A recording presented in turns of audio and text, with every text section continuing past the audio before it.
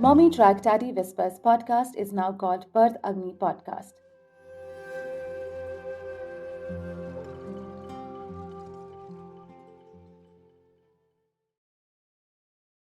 Hey, good morning.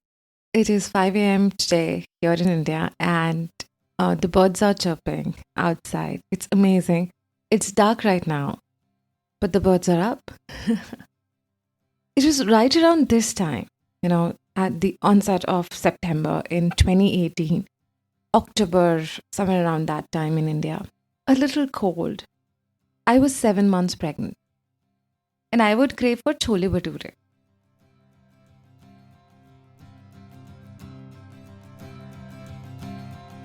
Hey there, my name is Divya, and I forgot to tell you so bad that all of August we had a spot on the equal genre of Spotify India app. We were featured there, and I forgot telling you, so you could still go and check it out. Also, season 3 is about to be released. More information on it will be out very soon on all social media channels, and a trailer will be out very soon here. Coming back to cravings in pregnancy, and those of you who've lived in Delhi, India, they would know that chole bhature is a very famous breakfast dish. And I would crave it in the evening. And amazingly, despite the craving, I never had an appetite for it. It is heavy, it's fried. And I would mostly feel so full because I ate every 2 hours. I was always thinking about what to eat next. Also, I was very gassy back then in pregnancy, which made me feel very heavy. So, despite the craving, I would just have a couple of bites. So, I would coax my husband to get it and eat while I just had a few bites to satiate myself. Pregnancy is an absolutely different time, it's an absolutely different zone, Hannah. I still know that feeling. While I had just adjusted to a life within me, it took me some time post delivery to feel normal like I would before pregnancy. And that took time. Anyway, I'm sure you guys have your own way of how you feel, and that is so valuable. Today, we are going to talk about pregnancy and nutrition. Just a bit of caution here, I'm not an expert, I am not a nutritionist. So, we will not delve deeper into nutrition. As a student childbirth educator, I'll give you one thumb rule for eating right. Your doctors must have by now already given you a set of cautions on what to avoid going forward.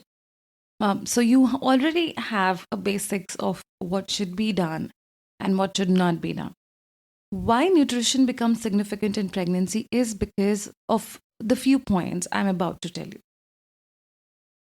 Nutrition is not just what's on your plate. It's not just eating from your plate. It's connected to a few discomforts in pregnancy and otherwise, and their management. It's actually a process. You eat food, it goes to your body, it gets utilized, and there are so many factors to it. And some of the discomforts that are connected to it are heartburn, which is very common in pregnancy, like gassiness, the way I had it, constipation, nausea, bloating. All of these have different causes in pregnancy, but they can be managed using nutrition to an extent. So, there can be many more linked issues, such as headaches, that can also be managed with nutrition. And every pregnancy is different. The triggers, the management techniques for every pregnancy can differ. But once you try and figure out your own triggers, you can work on it. And mostly nutrition is a good way to handle basic, basic discomforts. So the functioning of the stomach changes a bit during pregnancy. So eating a balanced diet can be a boon, and it can help you manage these discomforts. I'm repeating that time and again. Of course, it comes down to all individual bodies. Like I said, every pregnancy is unique, and your body may show some of these discomforts and may not show some discomforts at all. Yeah, and so is eating right in pregnancy any different from eating right otherwise? Barring some cautions like avoiding mercury and etc. So the thumb rule remains the same. Eating right in pregnancy is just the way you would eat right otherwise. So your pregnancy plate or diet throughout the day should have these following elements, that is food items that provide the following. Fruits. You should have fruits in your plate throughout the day. You should have grains, lentils, rice, etc.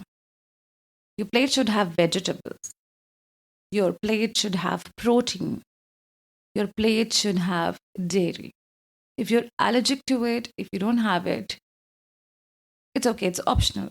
But for example, in India, we are a heavily dairy based country. So, dairy is a very good option.